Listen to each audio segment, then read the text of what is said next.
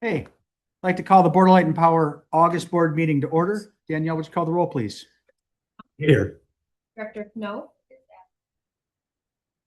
Here. Welling, Here. Chairperson Westbrook. Here. Can I get a motion to excuse Director Knoth for personal reasons? Make the motion. Support. Any discussion? Yes. Polyak, Yes. Welling, Yes. Westbrook. Yes. Next item on the agenda is approval of tonight's meeting agenda. Can I get a motion to approve? Motion. Second. Motion and second. Any discussion on the agenda? Would you call the roll, please? Yes. Polyak, Yes. Welling, Yes. Westbrook. Yes. Please stand for the Pledge of Allegiance.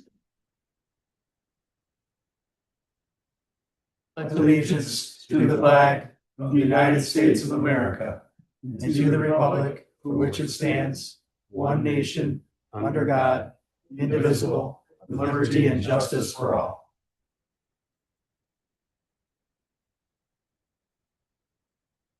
This is time to hear comments from the general public.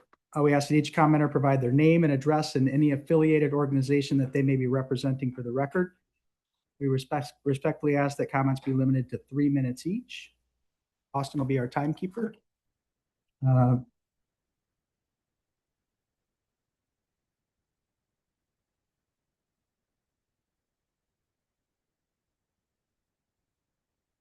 get a motion to approve tonight's consent agenda. Make the motion. Second. Motion and second. Discussion. There's a couple things in the consent agenda I'd like to point out. Just reminder that our financial statements, this is the first month of our new fiscal year. So you'll see things that look out of whack a little bit. That's okay. We're only 1/12 into it. And, namely a couple things I'll point out is, cash and cash equivalents look a little further down this month. We obviously had a hot month, so big electric bills for us. We obviously recoup those costs after we bill for them roughly 30 days later. Also, we had a lot of bills come that were back due from the city for Harbor Island issues or work that came in at the last minute. So we had to pay a lot of those down. So there was some things there, as well as other things that we pay up front. Obviously, we had to pay our insurance stuff at MPIA. So there's some money that went there. So once again, just pointing it out that it looks like a big change, but it was expected. Same thing. One item I would point out on the income statement is industrial sales. You can see that we're roughly about 11% down on our industrial sales. That's something we should probably keep an eye on. I'm not worried at this point, but I think everybody knows that we're heavily automotive here, and automotive industry is tight right now. So hopefully we can see that pick up. Eric and I had a meeting this week with Cooper Standard, and good news for them. They look like they've added a couple of lines, so hopefully things will look good. But that's probably one to keep an eye on. One other one at the very bottom of the page is increase in net assets. I'll point this out. This is the first month I think I remember seeing this. We actually lost money this month. Once again, it's an anomaly. Bear with us. We spent a lot of money this month. That is front loaded in the budget for the year. So it's also our highest usage months and some of our most expensive power months. So we should see those things trend around, but I wanted to point them out that not a panic moment. It's stuff to keep an eye on, but remember, we're only 1 month into the budget year. So little swings make big percentages. So. A month for automotive, so a very slow month for. Questions or comments for Rob? Hearing none. Danielle, would you call the roll, please? Knoll, Yes. Polyak, Yes. Welling, Yes. Westbrook. Yes. Can I please get a motion to approve the 3 purchase orders totaling $105,712? Make the motion. Second. Motion and second. Any questions? I'd point out, just to make sure everybody understands, the Ospoff substation maintenance, that's part of our 5-year maintenance plan at our substation. So once a year, we take one of the substation buses, transformers down, do all our electrical tests and PM, et cetera, on it. So that's just our annual planned preventative maintenance. would you call the roll, please? Yes. Polyak, Yes. Swelling, Yes. Westbrook. Yes. Next on the agenda, we have Pat Boland from MPPA. Pat's the CEO and general manager. Did I get that right? Yeah. He's got a presentation tonight on community power supply project. Pat, we're going to give you the floor. What's your preference for questions? You want them during the presentation? You want to give the whole thing? You know, I would rather just, I would if I had my druthers, we wouldn't even have a presentation. I think just a good discussion would be great. So I don't want to talk at you. I'd like to talk with you. So, Questions, fire them at you. yeah, right. Just let them fly. I'll just use the slides more as a guide than, really a specific process. So yeah, just keep them coming. Somebody else has control over this, right? Yep, Dan does. Okay. All right. So we can run through here. I'm just going to give a brief background here on why the project, how we've evolved to where we're at today, and then a set of recommendations that aren't just for the city of Grand Haven, but also for other member participants in the project. So with that, let's run the background here. Okay, so resource adequacy. So the last, I think, so I came to MPPA and actually my first day was September 9th, 2015 was a board meeting.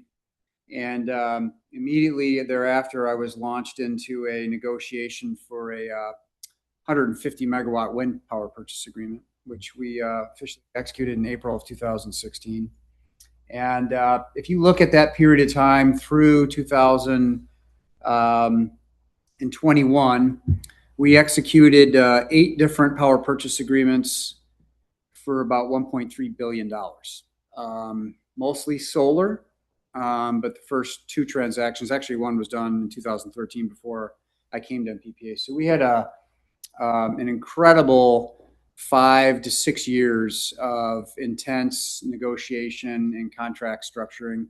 Probably would have owned some of that, but because of the tax code, even though the IRA came into play under Biden, it still was, the train had moved along pretty far at that point in time. Plus with accelerated depreciation and some other factors, we still just didn't see an economic advantage other than to do these power purchase agreements. So again, on average, I think we raised renewable portfolio standards from our members from sub 10% to 25, 30% in some cases for members. The highest member actually close to 40%. So a amazing achievement.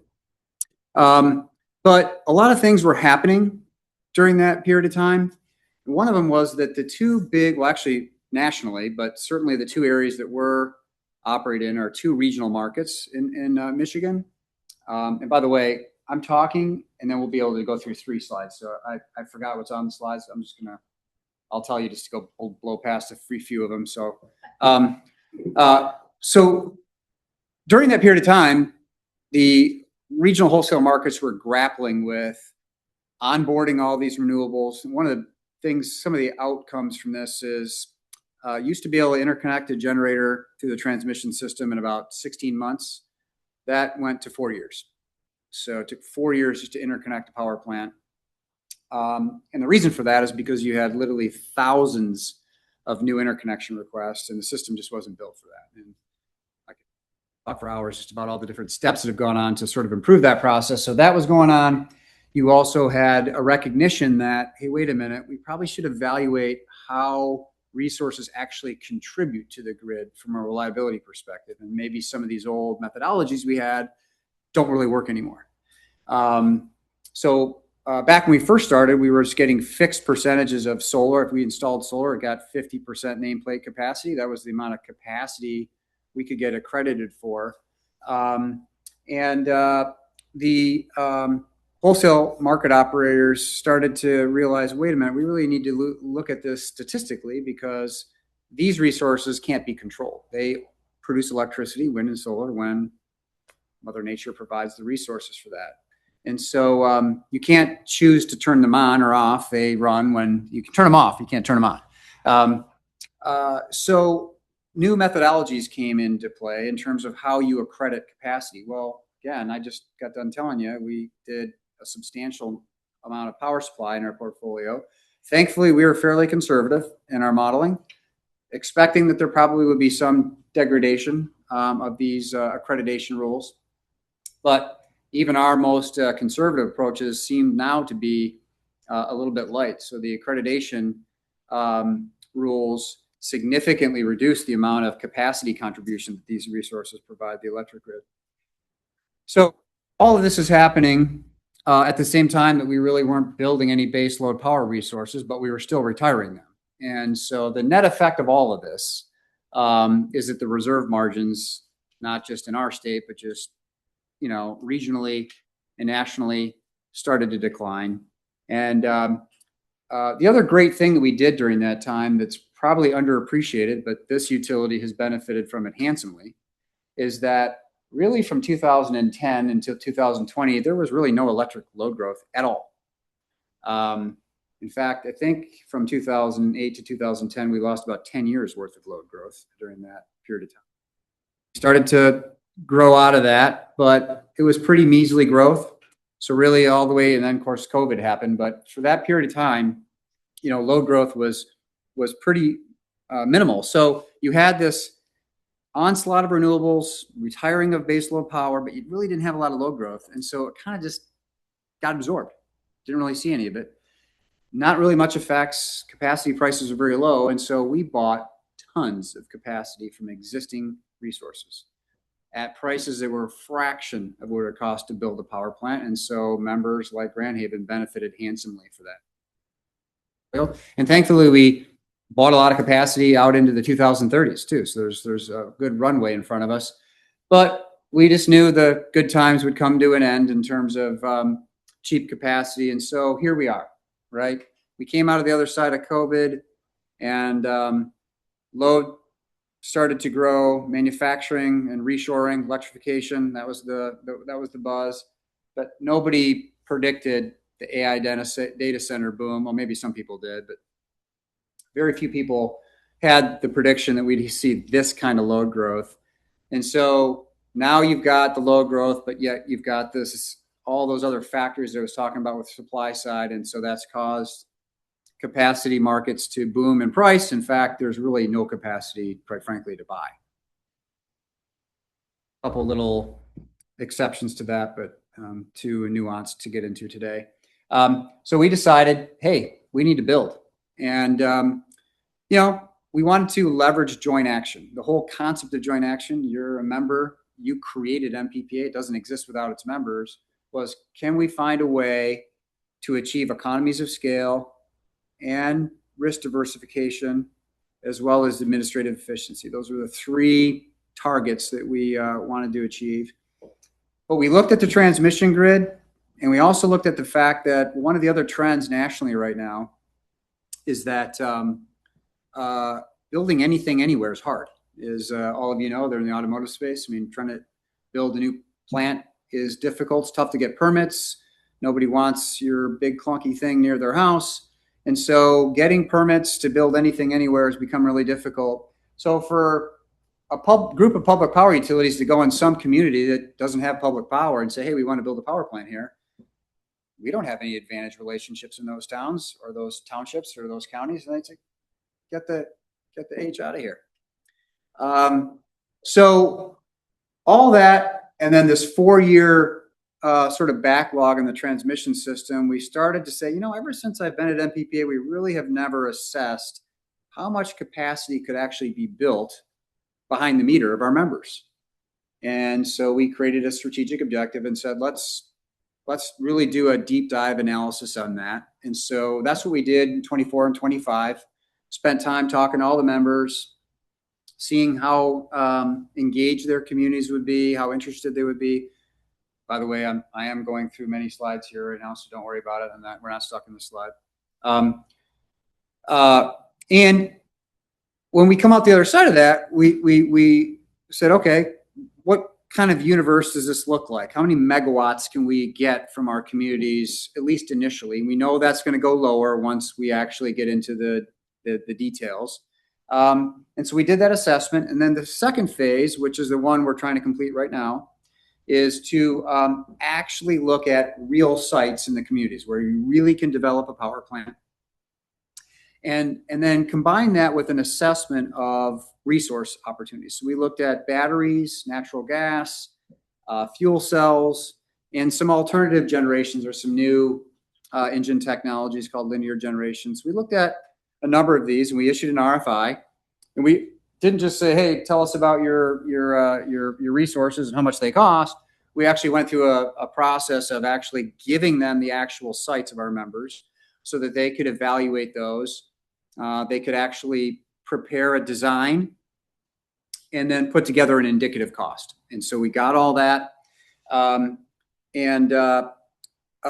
then we had to do some additional economic analysis. One, we had to build a long-term dispatch model.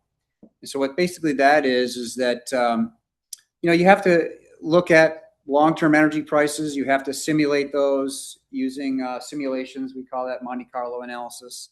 And then we had to look at all of the operating costs and then, forecast fuel costs as well, and then simulate those.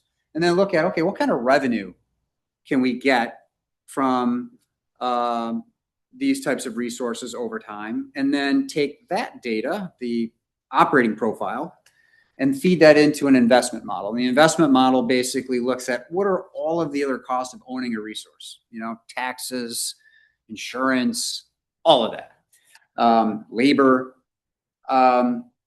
So feed those revenue streams into an investment model, and then you can actually look at a true model. Like, what does it cost to build, own, and operate? We wanted to take all of that and break it down into something simplified, a levelized cost of capacity. Net present value back to today, so we could compare that. That's a good unit of measure that we could share with our members and communicate to them so that they could understand that. And also, it's easy for our members who've been buying capacity for years through ours to compare that to the purchase cost of capacity. That would then allow us to say, okay, how competitive is this to other alternatives? I don't want to disclose too many commercial business arrangements, but we were exploring some other types of opportunities with as partnerships with other utilities.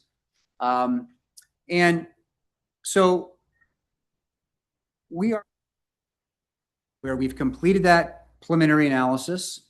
We've whittled our list down to a few providers. And I also want to make another point that's very important here. We are big proponents of putting battery energy storage in our member systems. And actually, we have a couple opportunities for interconnected transmission opportunities. However, we had to make a really tough decision in the last month. We included batteries into our RFI process, but batteries, fortunately, don't have some of the same supply chain problems that these gas gensets do. And we were starting to get the heebie-jeebies, is that a word, from the gas genset suppliers that due to huge demand from hyperscalers, these are the people that are building these AI data centers, that even though we were trying to meet, and I'll get into this, a 2030 COD, commercial operation date objective, we might not be able to get there because these lead times were that long. So what we decided to do, and there's a few other factors going on there. You remember those accreditation rules I talked about earlier, where solar was getting reaccredited. Same thing's happening with batteries. And we wanted to make sure we had a really good set of data, and so we could do that same kind of simulation analysis of batteries to understand, okay, what is our risk? If we install X number of megawatts, what can we count on in the future? And then we also really wanted to evaluate build transfer agreements, which were we would own, versus what was called a power purchase arrangement, or they call them tolling agreements for batteries. And so all of that combined with this nervousness about genset delivery risk. Batteries have a much easier delivery risk or delivery time frame to deal with, more like 16 months. We decided to just put batteries back to the second priority and move the gas gen sets up. The other thing that we realize is that despite the fact that we've got all these different sites at different communities and different layouts, just good old development 101 is going to tell you that not all going to work out.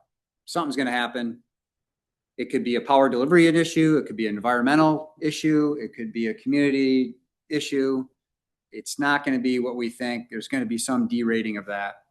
So given all that, we put batteries in the back burner, and then we're going to take them up next. We might actually have to use them. We might be forced to bring them back into the fold, but we'll do a much bigger analysis and a bigger RFP for batteries after. So I did skip over something that is important that I through this yakking I've been doing here. All that capacity that we bought that I talked about earlier, that did give us a long runway. We don't have a capacity short position or a need for capacity until 2030. So in MISO and in PJM, these are the two wholesale electric markets. Yeah, there you go. They look at what is called a planning year. It starts in June 1st and ends May 31st of each year. Those are called planning. It's just a acronym that the wholesale market operators use. Our needs don't really start arising until you get to that 2030-31. That's when we start actually seeing a need. And that's because our other resources we have in our portfolio and capacity we bought has given us that runway. And thank goodness for that. We decided that, okay, that's what we're going to need to meet with these new resources. But if we just solve for that year, then practically 18 months later, we're going to have to start this process all over again. And we wanted to give ourselves a little bit of a buffer. So we decided to use planning year 34, 35. So that's kind of our target right now, capacity quantity. So we have roughly 12, I think it's 12 members of MPPA that we're trying to solve this for. There's 22 full members of MPPA.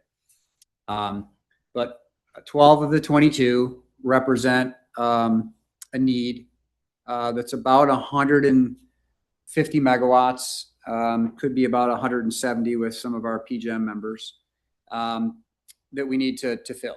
And we want to fill that with behind the meter generation. That's the objective.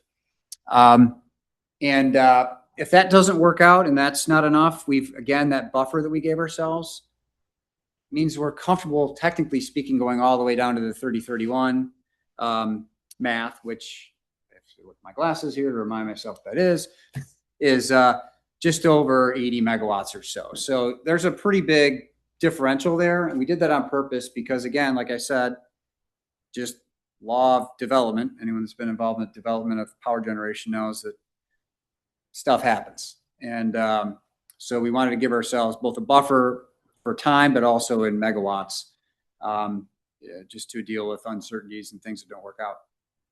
So that's the quantity we're trying to solve for. Back to what I said earlier, right now we're focused on natural gas gen sets. And then we'll follow that up with batteries. We might have to supplement with batteries. And so where we're at today is entering into the sort of end of our phase two. And phase two, what we promised ourselves and our board is that by the time we got to the end of 2026, we would be in a position to make recommendations to the board. In March of 2027, I have to sign a document that gets submitted to the Michigan Public Service Commission that says that I'm confident in our supply resources, which means we've either contracted for them or we've built them. And that affidavit means I don't take that lightly if I'm going to put my signature on that. So I want to have projects that came out of this process far enough along by March of 27 that I feel comfortable putting my name on that these aren't just a bunch of ideas that we have. That would be really cool if we could build some generation. No, it's got to be real projects that we've analyzed. They've gone through an investment model and that we're ready to execute contracts. That's the objective. And thank you for putting up the work plan. I like where I was in the slide deck. Let's tie things back to Grand Haven, and then I'll stop talking and we can questions. So if you could roll through here, if you see what.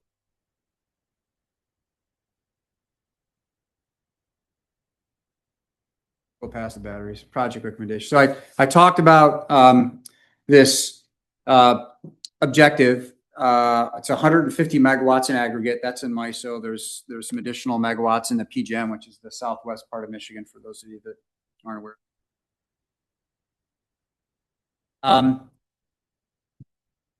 We want this to be an MPPA project, and it's not because we think that'd be great if we could have a project at MPPA. That's not how we think, but we're here for one reason. We were created by members like Grand Haven, and that reason is so that we could achieve something that you couldn't otherwise do on your own.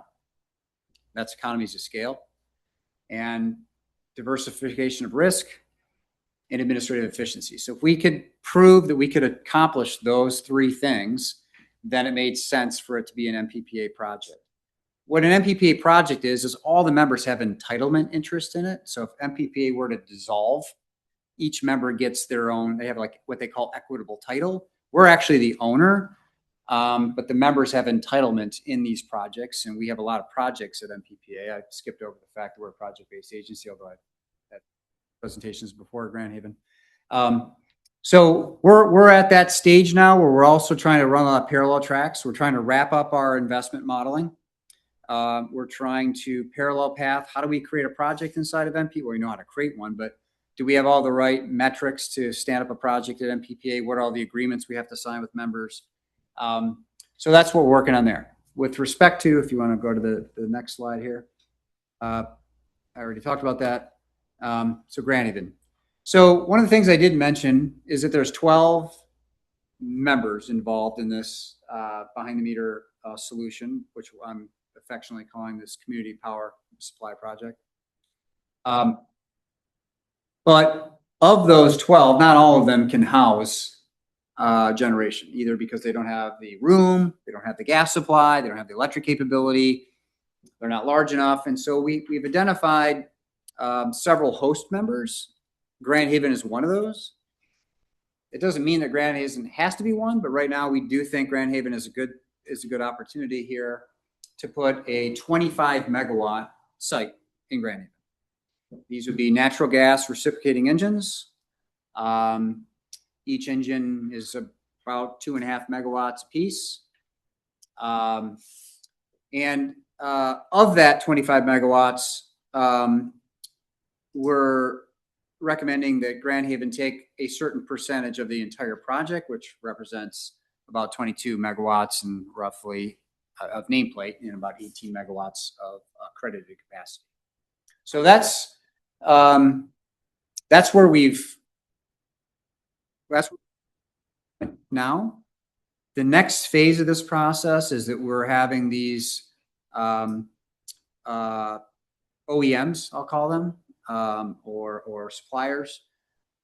We've not had them do official walkthroughs, and they'll find stuff that they didn't find when we gave them all the GPS data and land data and interconnection data and fuel data. So when they actually physically come out to the job sites and walk the job sites and take pictures with their EPC contractors, then they're going to give us, I'd like to say it's best and final, but it won't be, because that's not how this business works. But it will be much closer to a final price.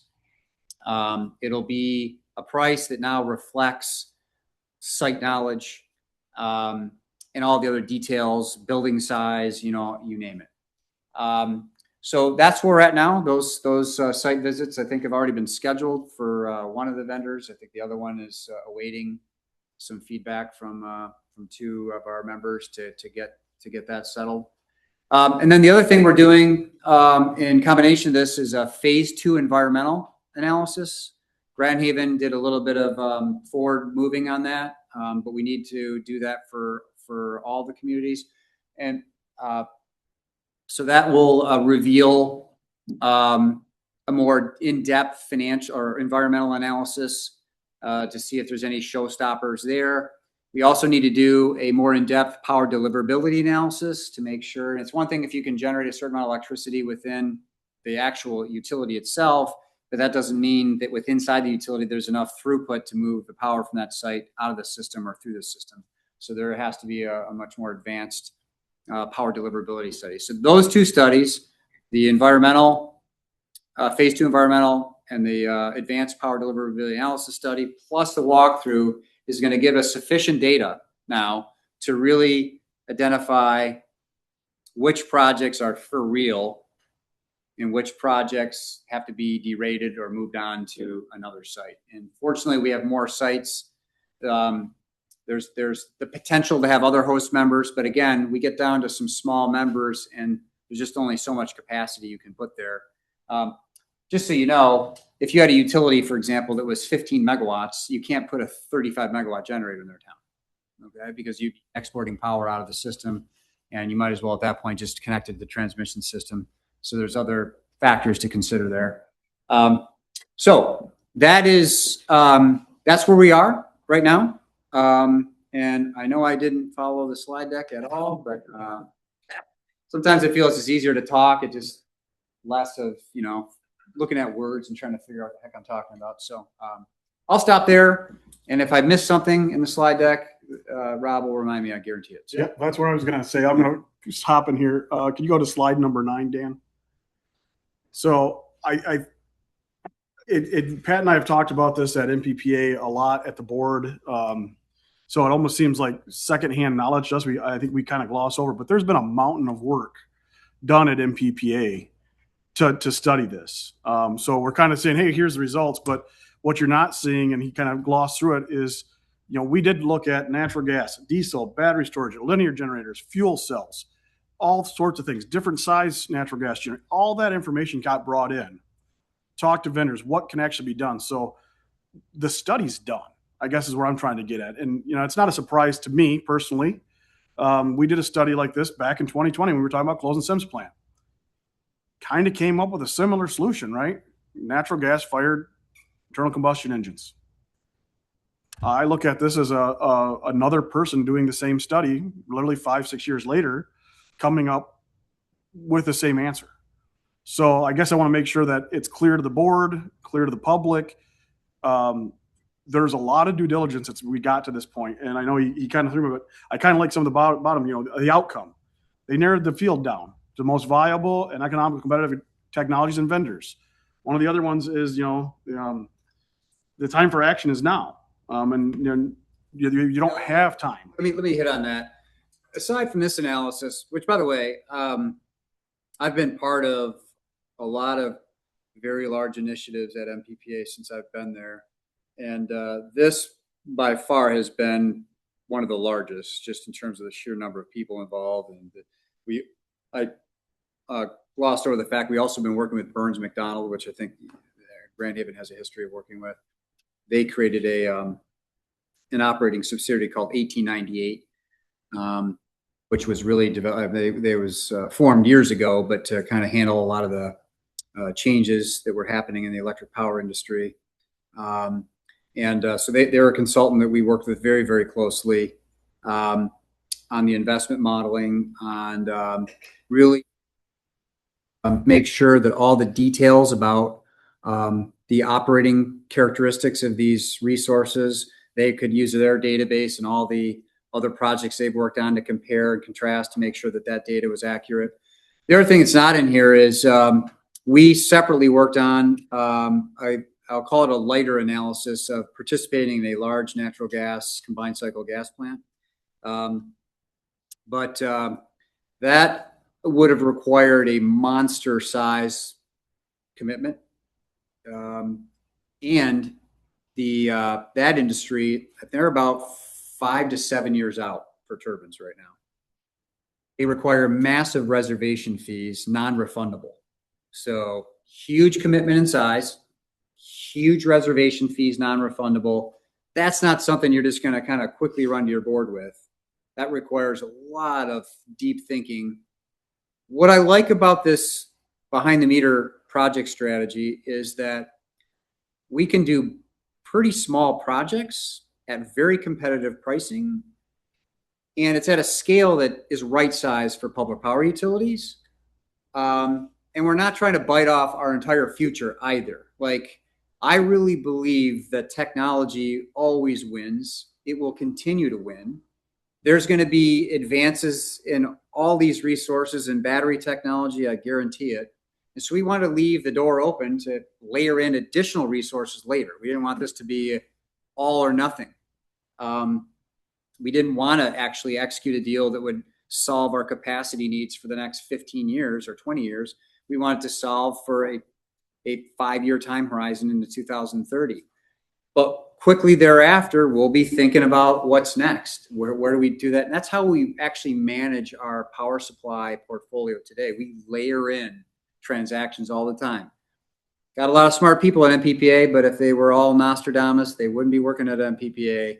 So we try to layer in bite-sized chunks of energy capacity, and we feel this approach is exactly what we're doing here. So yeah, thanks, Rob. I'm sorry I undersold the effort. Did put a lot of analysis in. By the way, that analysis is not over. We're going to be, once we get these final numbers back in, we're going to be crunching them again. And there's a lot of financial analysis with our CFO, and our director of analytics have done a ton of work.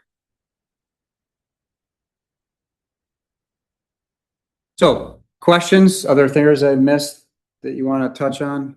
No, I think you hit it there, Pat. I guess there's, as I think through it, I think if you go back and look at the timeline, we talked about that, but it really is,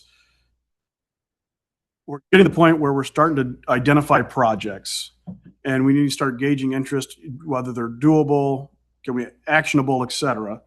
And to Pat's point, early 27, we have to have, we need to plant our flag in the ground. Yeah. So maybe I'll repeat something there, because even though I gave everybody a nice way to calm down, hey, this is bite size and all that, we are at a time here where action is going to be required. And when we get really kind of the outer edge of actually executing on a decision is Q1 of 27. Any later than that, we're starting to play with fire there. So, and the reason for that is just, load growth. It's an all hands on deck power business right now, right?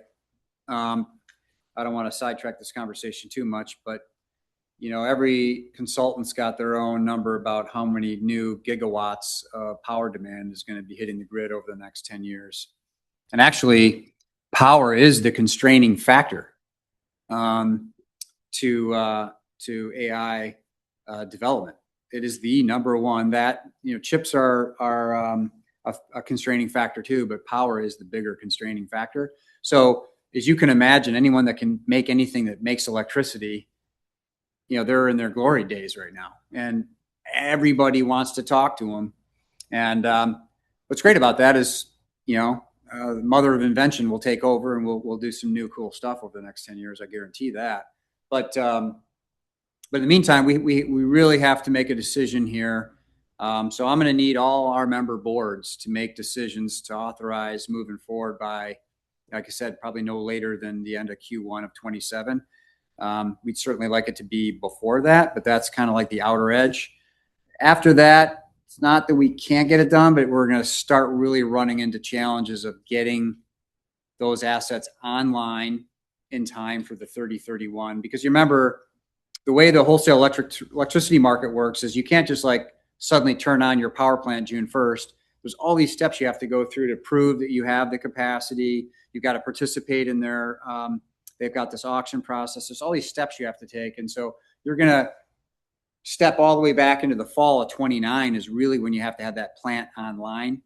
Ideally, you could do it a little later than that, but that's when the sweat starts rolling down the forehead and your heart rate starts to go up, and at some point, you're really starting to feel it. So, yeah, that's the objective we're pursuing right now. And to back up on that, Pat touched on it earlier about people that can make electricity or vendors are in their glory days right now. There's backlog. And if we try to start this process over or go back to the drawing books, there's no way we're making it. I'll be more blunt than Pat that it's just not going to happen if we say, start over, let's go look this, do this. I know it seems like a long time, fall of 29. That's only 3 years away. And these things take a couple of years just to, you sign the contract, you've written the money, they don't show up for years. I mean, I think we are all used to that mindset of whether it's a big power transformer or that kind of stuff, you're always planning 5 years in advance. Well, we talk about planning 5 years in advance.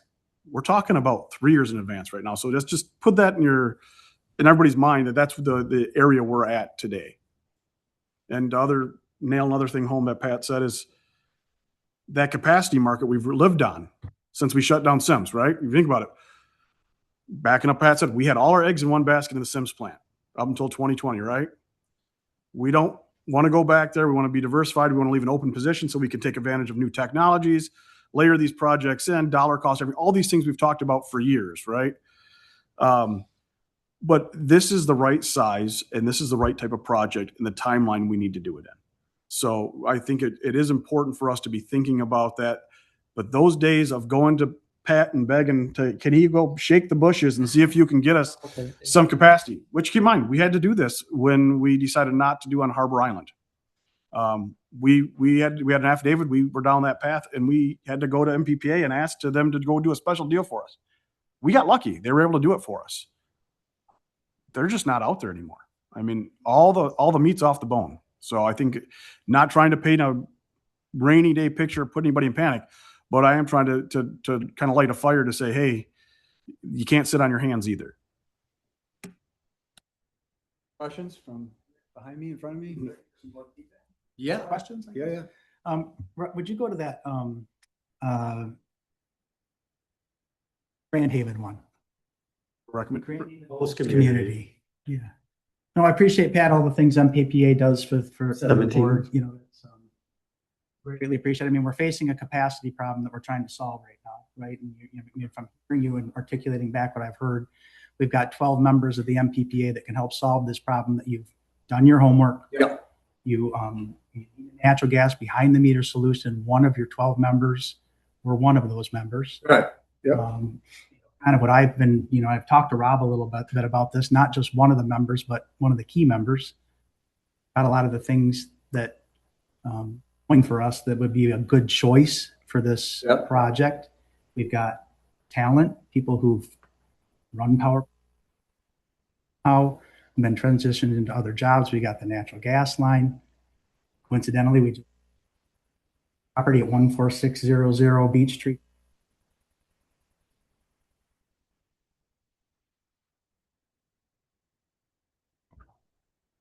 A good, it's kind of an honor to be to be elevated to one of the top selection points.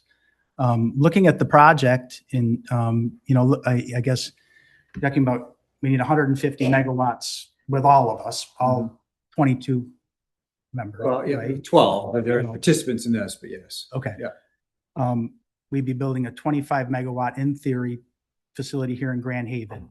The ownership model is the part I was a little confused over. Why wouldn't we build a 25 megawatt here in Grand Haven for Grand Haven? Good. You can do it all yourself. I mean, why would we join with, we're the Board of Light and Power representing our community. Why wouldn't we just build a 25 megawatt plant right here ourselves? Sure. You can. The great part about MPPA is we're a project-based agency. We're not an all requirements agency. So all requirements agencies, the public power utility members basically get a rate, just like you have a rate for your customers. At MPPA, it's a choice-based agency. Members have the free will to buy their own power, build their own power plants, make their own decisions. So they should only participate through MPPA if there's an economic advantage to do that. That's actually why I talked about at the end there. If MPPA can't show there's economies of scale, can't show that there's risk diversification, and can't show that there's administrative efficiency, you should do it on your own. So I really use those three components, and there's others. Obviously, we do a lot of other things at MPPA. We have a whole market operations team to interface market. We know more about markets than any of our members do, despite maybe some of them wanting to argue with me about that. So that's what we do for a living. But in the end, you can do what you want to do, but if you're going to go on your own, you need to do it. and you need to go finance it on your own. You need to enter into your own purchase agreement with the vendors and do your own development and do your own analysis. So let's talk about those things that Yeah. would be beneficial with partnering with MMP. I mean, you guys can obviously get a better deal on the engines Yeah, I if think- you shop than if we shop alone. I mean, there are some economies. Well, of yes, scale. and today I think the particular issue there isn't just, hey, can we prove that we can buy the engines for less? It's really getting the delivery risk and getting prioritized by the vendors is really kind of priority number one right now. So for a bunch of, let's face it, you might think you're a decent sized utility, but you're a very small electric utility in the scheme of utilities. So doing a 60 megawatt project is like chump change now. And it's really chump change when you start looking at these data centers that are a gigawatt, right? So you've got people that are knocking on the door of GE and Caterpillar and Wärtsilä and all these places that have or want gigawatts, not megawatts. So to get noticed, you got to bring scale and real projects too. It can't just be like, yeah, we think we'd like to do something. No, it's got to be, they want to see, do you have a site plan? Do you have permits? Do you have site control? All of that. And so I think what we've decided is that we're better working together. Strengths together is going to achieve the greatest opportunity to get noticed and get prioritized so that we can meet these delivery dates. You didn't need capacity until 2034, 35, then kind of a different animal at that point. I think you could probably take your time, probably do your own deal. You still might want to work with other members to see if you can achieve economies of scale. Rob and I don't entirely agree on the risk diversification. Maybe I think he agrees with me on the risk diversification, but he doesn't prioritize it as high as I do. But I do think that what happens to power plants? Do they always run like you expect them to run? No, they do not. They go off for different reasons. They have maintenance problems. They have forced outages you didn't expect. The engines might not be working right because you just got the 5 that work not as well as the other 5 that are in somebody else's town. You got fuel issues. You never know what's going to, right now, your fuel supplier might look good economically, but in 5 years after 6 or, rate increases, it may not look as good as the neighboring gas utility. So when you factor all those things in, putting your eggs across numerous baskets instead of one further diversifies those types of local facility risks. So I think that's another benefit that our members obtain is they can participate, but they can participate across 4, 5, 6 other projects instead of just one in their town. However, you get the benefit, the host does, of actually having the electrons in your town. So you're not relying. So from a resiliency perspective, you have an advantage over the members that don't have these resources in town because you actually have the ability to produce electricity locally. 97 or 8% of the time, we're going to be controlling when that resource operates because it's going to be based on economics, and that's the wholesale market will dictate that. But there could be a couple percent of that time where you need to run them because there's been storms or outages on other power plants, and so that's the advantage that you have that the other members that don't have a site do not have. Local internal generation. Local internal generation. Yes. Yes. Yeah. It's good to have it in your backyard. Could you elaborate a little bit on why the need now? What's driving this? It's the capacity issue and the fact that we're shutting down so many coal plants and we're relying too heavily on the intermittent renewables, especially during winter storm events. Does that put us at any risk with these storms in the wintertime and then with the lack of base load power generating plants at the same time? And does it give us an advantage to have local generation behind the meter, something that's not relying on the transmission grid? Certainly. The reason you probably didn't do that in years past, or it may not have made economic sense to do that, is because, you know, the industry still does operate off economies of scale. I mean, every industry does. And, Cheaper to buy it than make it. well, it also is for years and years. I mean, go back to the 1980s. We were part owners in 2 coal plants. One's being converted to gas. The other one was closed. It's stayed open now from DOE orders. So we have a diversified energy portfolio is what we believe in, right? We do believe we need to have renewables in our portfolio, but you can't rely totally on renewables for capacity. So, so economies of scale plays a role in that, you know, back in the earlier part of our industry, if you built an 1,000 megawatt plant, you're going to get cheaper megawatt hours than a 200 megawatt plant. So historically, putting gas generation in your town was really more about just kind of emergency conditions only. That was kind of, now you had a case here with the Sims plant. We won't get into all the reasons for that. But typically, if I look at all of our members, the smaller members have sort of a local emergency generation, very, very uneconomic to run except for a few hours of the year. These new resources that we're talking about now, they are far more efficient than the resources of the past. They actually can produce electricity probably 20-30% of the year. And right now we sort of forecast that that's probably what they'll produce. But the other thing about that, though, that's still not a lot. You know, that means that 70% of the year you're actually buying energy from elsewhere, but you always have that capacity there for all the reasons you just described. But you can take advantage of buying energy in the market when it's less expensive. And the other thing, too, we had to be cognizant of the fact that we are still in Michigan. We still have Public Act 235. That is a clean energy legislation. Nobody's repealed it. We can all debate for the rest of the evening what we think is going to happen with that, but it's in place. And so we also wanted to make if we were to go out and make a investment decision in a combined cycle gas plant right now, even though some people might say, awesome, that was a great idea. Now we're producing 80% of the year energy from natural gas. And so that's another risk factor we just right now didn't want to take. We felt like these resources would provide us less of a carbon risk in case that legislation stays as is, or who knows, maybe there's even a new set of legislation that makes even stricter requirements. So I think that's the other thing we were looking at here is how can we actually get reliable, dependable local capacity in our towns, but also have a carbon footprint that was fairly small. And I think that's what this project does. Yeah, don't get me wrong. I'll take all the wind and all the solar we can get.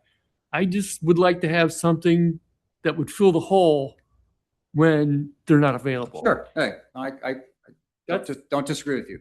Yeah. I just appreciate the fact that Grand Haven is one of the contenders. And that didn't just happen by chance, as mentioned earlier. I think, you know, the foresight out there has been, this is going to become an issue. Yeah. And, you know, as board members, at least since I've been on the board, you know, our number one thing, well, besides our employees, we got to make sure when our customers go to the switch, we have available power. And it's kind of, when you forecast out this many years, I think that the staff here has been aware of that. Yeah. And it put us in a good position. Yeah, no, I absolutely agree with that. You had to have foresight. We've developed a long-term plan, so we had a pretty good runway in front of us. Like I said earlier, we've been able to procure capacity for fractions of what it costs to build, and you know you're going to have a good chunk of that in your portfolio really through almost to 2039. There'll be pieces probably I think still in your portfolio through there, but you know. We're at a place now in the power industry. It's time to build. That's just, you know, we go through cycles in this industry. You know, Phil probably knows more about this than I do. And we're in that cycle now. I think important things to look at is if people just want to take a look at that, 18.9 megawatts, which is 30.6% of Grand Haven's capacity. So by putting ourselves in a bowl with other municipals, what we're doing is we're not only sharing the risk, but we're sharing capacity. We're sharing spare parts. If a motor breaks down and we don't have the part, we can call Holland or whoever the other participants are to get that part, to get ours back online. So that gives you a lot of security there as well. And once we have this capacity, this is ours. We've isolated the price for 30.6% of that capacity. Right. For the theoretical lifetime of those engines, which is what, Rob, 20 to 30 years? Well, Zealand has a similar thing at their site. It's 20 years old, and I think a lot of you guys went and saw it. It still looked brand new. So you might say 30 years, but it wouldn't be unrealistic to think 40. I mean, And We model it 20 years, but their life will be longer. Yeah. And the other thing is that, you know, you could put in other assets to meet resource adequacy designs. But if you can't control the fuel, you can't control the production. These you can.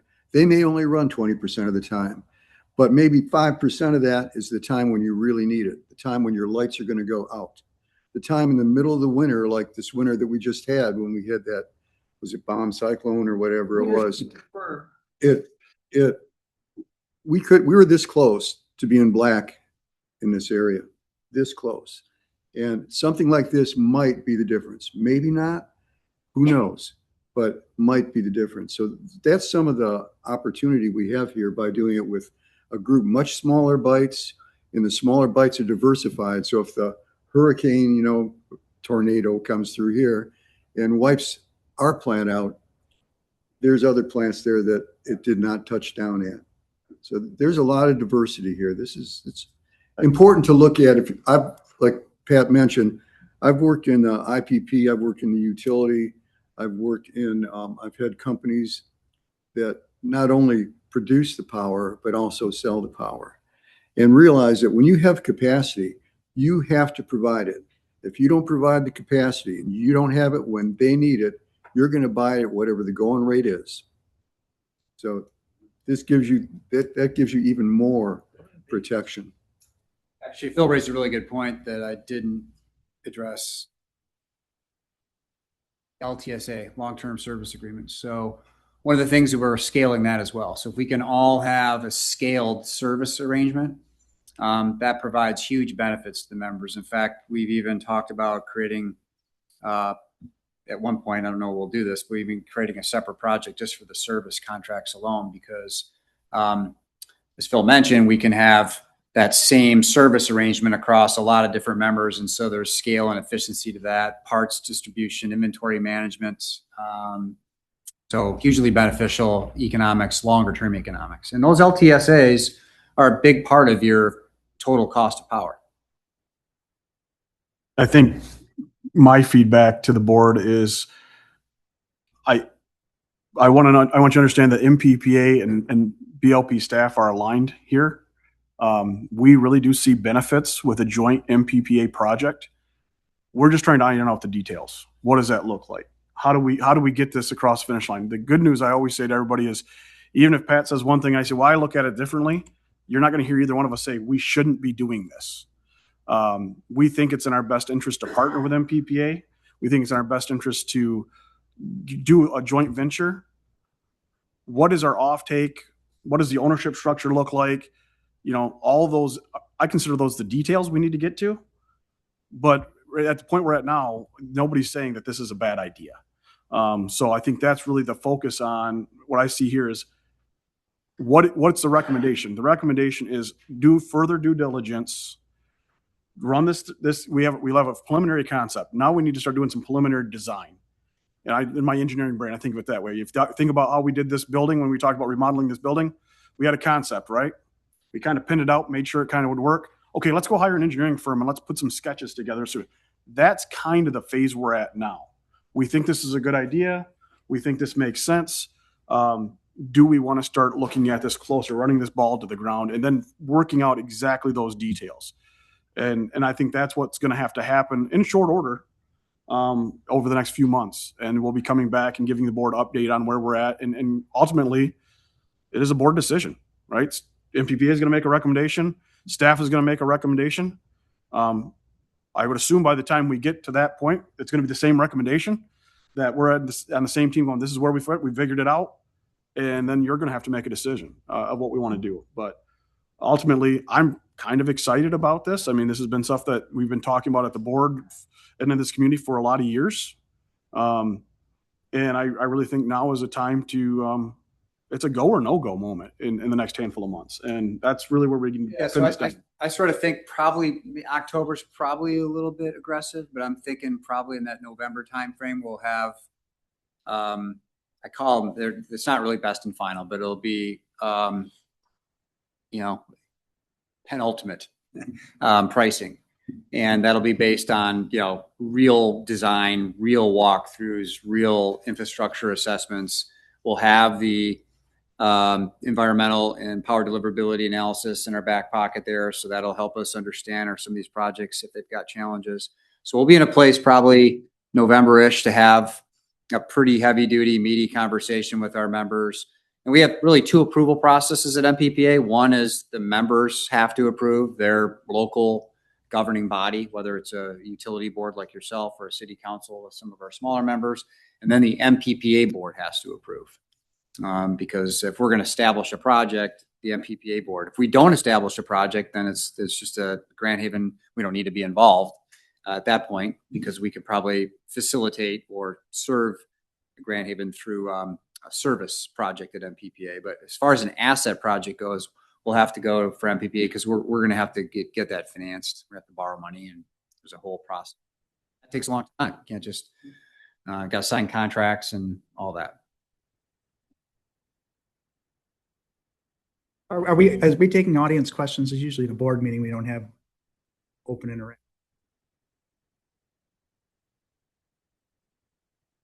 Pat'll be after, or you'll stay after and answer any questions, right? Yeah, I can stay. Yep. Okay, sorry.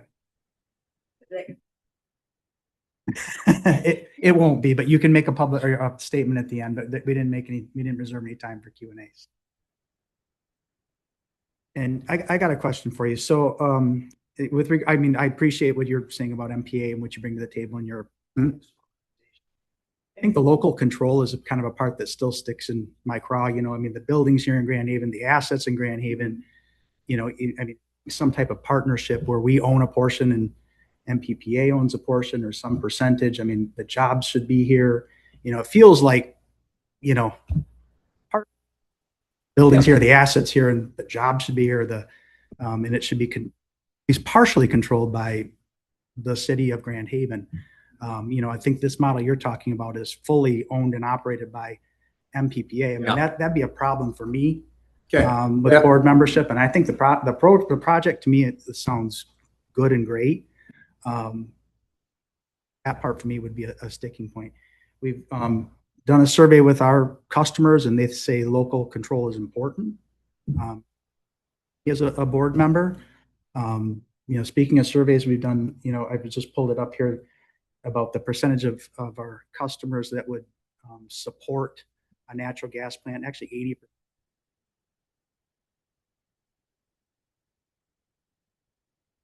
Yeah. Local control component, and that we've got some, that there's at least a partnership or some split percentage where the BLP owns a portion, and maybe. Look, and Rob knows this. All my members do. MPPA, we don't have bonus programs. Wish we did.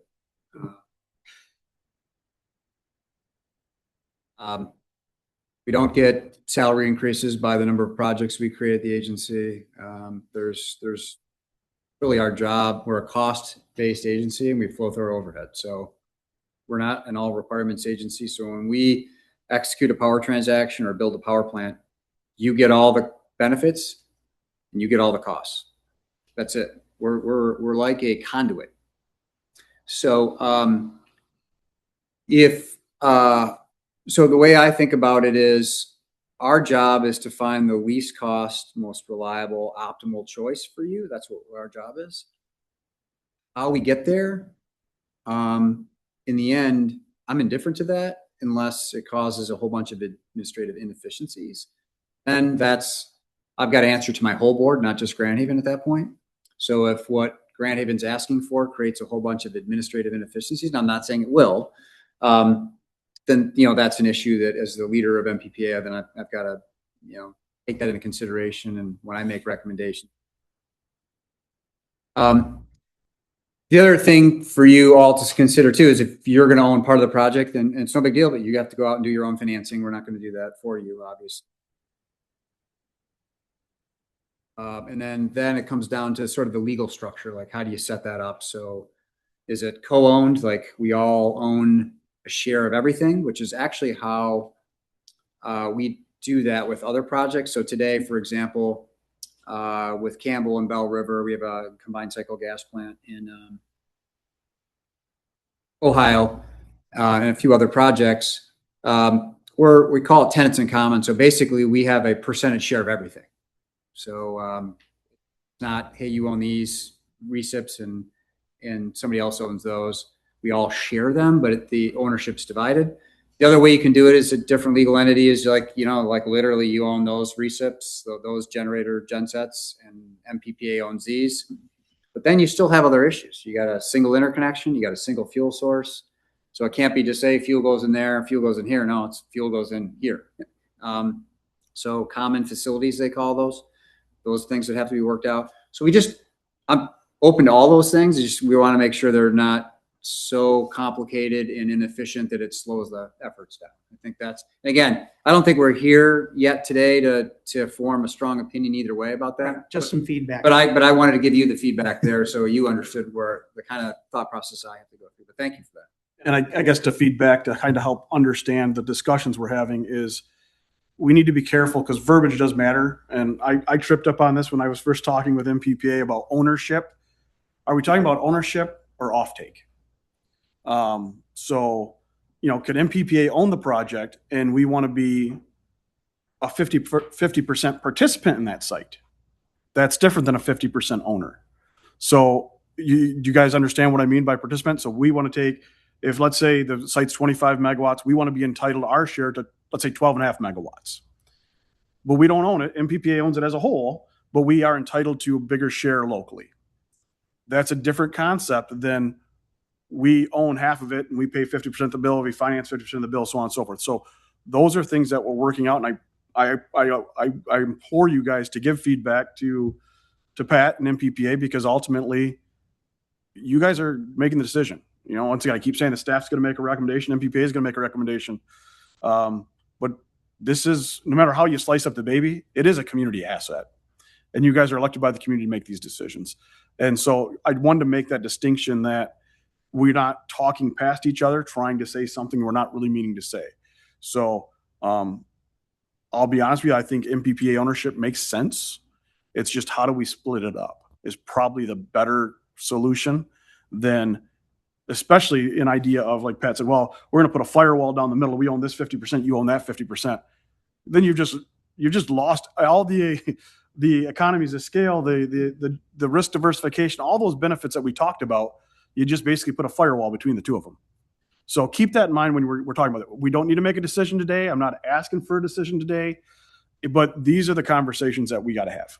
The other thing I would add to Rob's point, this will be an iterative process. I struggle with that word. Meaning that I'm talking to bankers, I'm talking to lawyers, they're giving me feedback on what's workable and what's not workable, what sells, what investors want when you were issuing debt. And so I'll be processing that information and then sharing that with Rob and others. And so it'll be an iteration. He'll share with you and it'll share back to me. And so, all of you that have financed investments in manufacturing facilities or in power, you realize that the more complicated your financing is, the less investors like it. So we like to keep things simple, or at least understandable. It doesn't have to be simple, but understandable. So that's that's my job as the leader of the organization, is to ensure, like, if we're going to finance this, is it understandable enough where we have really good financing terms? And really good financing terms also means low cost, low borrowing cost. And so I'll be iterating back to Rob and Eric and others so that they know what I know, and then you can process that internally.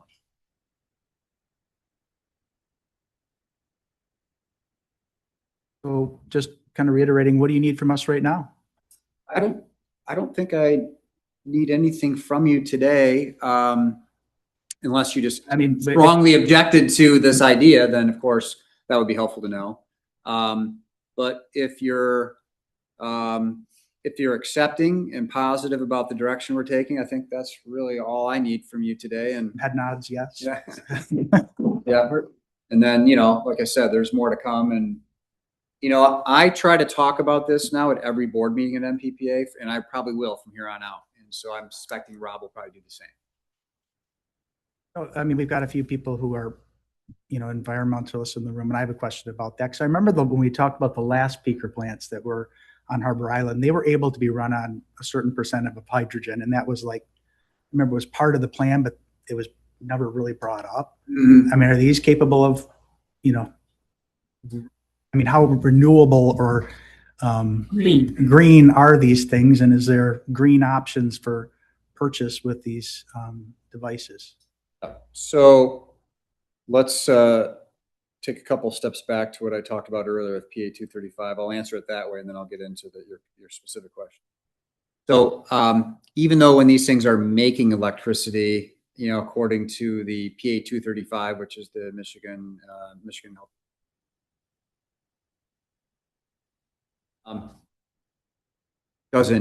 it's not considered renewable energy. It's not considered clean energy because it hasn't been scrubbed. But what we like about this, again, it's bite-sized. It's not producing energy 80% of the year. As Phil noted, it's going to produce it during the years and the hours and the seasons of the year when it's most needed. I mean, the electric grid's still pretty inefficient. If you look at the peak gigawatt use in the nation, 750 megawatts or 700 gigawatts, but at nighttime, it's about 450 gigawatts, you know, depending on the season, of course. There's a pretty big spread there. And so there's a lot of room, and that really the hours of the year, now they're increasing, but the hours of the year where the system's really in trouble is a pretty small number of hours. Now there are a greater number of hours where system's not in trouble, but prices are really high because, you know, we're dipping into the reserve margin. So all to say is that I think this decision is very friendly to the Michigan Healthy Climate Act because you're not installing a resource that you expect to operate 80% of the year. You're probably expecting to operate this 20-ish. So you're not placing a lot of financial risk with respect to, and it allows you to continue to do more renewable energy deals, which are mostly energy, not capacity. You've already done a lot. We expect to do more in the future as well. And so I think it's pretty friendly to that. Now, to your specific question, can it burn hydrogen? These equipment manufacturers have noted that they can, but we're not going to outfit those with them right away. For one, hydrogen is a difficult fuel to deliver, and there's no infrastructure in Grand Haven to deliver that fuel. Now, I'm not saying that there can't be some years in the future, but I think that's a decision for the future, not for now. We are exploring some. They're capable. Will they be capable, or is that an add-on? Yeah. I mean, I don't know a lot about that, but Yeah, I don't know what exactly. I'm not an expert on fuel systems, so I don't want to go too far over my skis there to say something that somebody calls me out on Google after I lied about it. But there has to be some fuel system configurations, some Tuning. some emission configurations that you have to do there. It's not like a wholesale change of the engine. I mean, these are pretty basic pieces of iron here. So yeah, I can certainly follow up with that to see what's involved, but they're not going to be equipped. Yeah. They're not going to be equipped out of the gate with that, but I think the conversion capability is there. You guys have heard me say it before. When we talk about a peaker plant, we'd love it if it never ran. Purely capacity, right? That means energy prices are cheap. Well, that's not the reality we live in, right? But to Pat's point, this is a capacity play more than anything, not an energy play. The analogy I always use, that's the sprinkles on the donut, right? The big donut we're going after is capacity here, not energy. But when you need that energy, it sure is priceless. and it gives you a hedge against it. But once again, to Pat's point, it's not something that's going to run a lot, and it's only going to be, typically high dollars means system that strain, something tripped offline that wasn't planning on it, or extremely hot or extremely cold days. So that's when you're just trying to get on that margin, and that also protects us. If we can cut those peaks off, right, that hedges our overall energy costs. So I use the term sprinkles on the donuts. Let's focus on the big rock. What are we really doing this for? Capacity. Does it give us other benefits? Yeah, like emergency generation. If we did ever have something go on the grid, would I tell you to go build a plant just for emergency generation of this size? No. But do you get that benefit? Yeah. Same thing with energy hedging.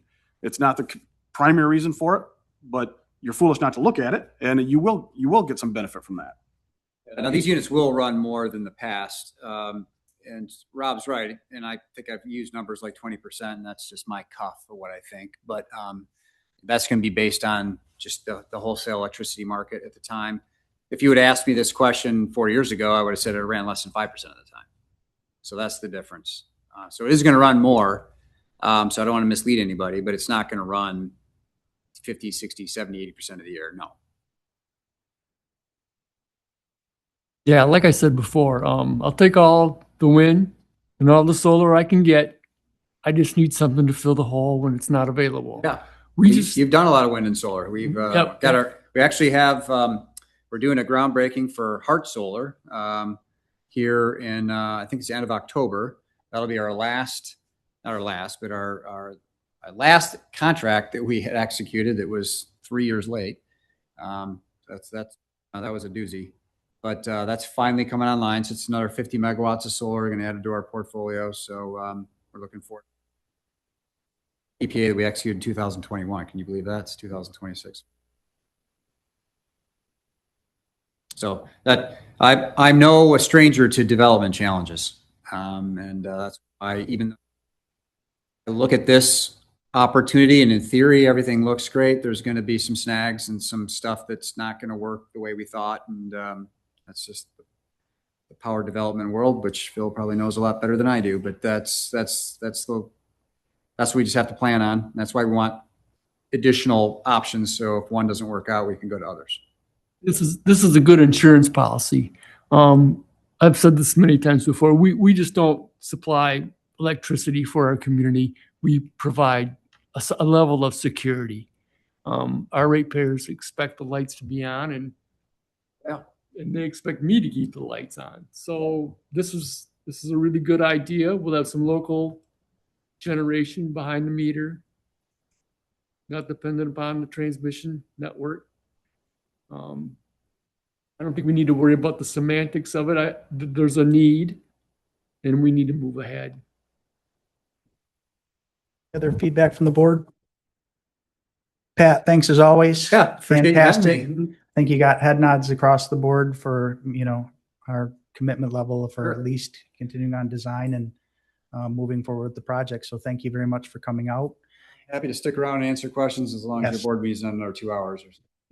We have very little on the agenda after this. So anybody's got a question for Pat, feel free to stick with. Okay. Chairman's report. We didn't have anything to report this time. Other business. Yeah, I have a couple of things for the board.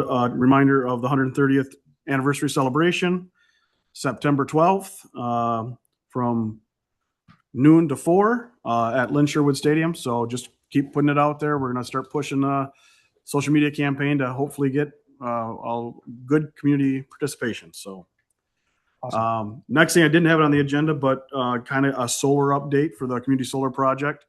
It seems to be picking up steam. We've been talking to some of our local industrial customers, and we're seeing some real interest. So I have some pretty high hope that we will hit our third commitment, 1/3 sale commitment soon. We're moving in that direction. I'm going to go to the September Township Board meeting. They're interested in having a discussion, maybe purchasing some panels. So it's trending in the right direction. So it's starting to gain steam. So I'm pretty optimistic on that. The one hurdle we are working on, we are working with the city. So I want to give Dana a little kudos over there in Austin, trying through this FAA permit, as we knew that would be the hardest hurdle, and just trying to get everything they need and put together and over to them is a project in itself. And the two of them have been tackling that. So hopefully we'll have some stuff over to them to get this ball rolling. And we've had some meetings with M.Aero, got some feedback. So hopefully we can continue to move that process. So. Thank you, Bob. This is a second opportunity to hear from comments from the general public, if anybody has any. Megan? Oh, right over here.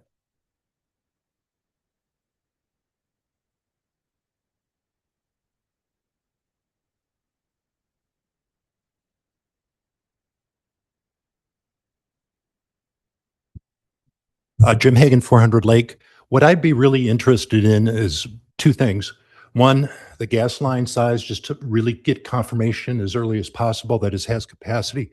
I know when Burns and McDonald did the other study, we were looking at a really large plant, but the gas line wasn't looked at until really down the road, right?